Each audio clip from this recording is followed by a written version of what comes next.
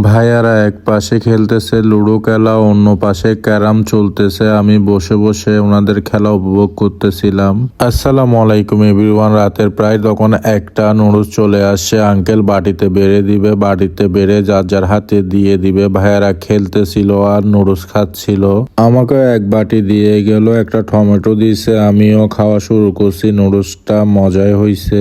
এইদিকে লুডো খেলায় টান টান উত্তেজনার মধ্য দিয়ে হাসান ভাই হেরে গেল আর তিনজন জিতে গেল।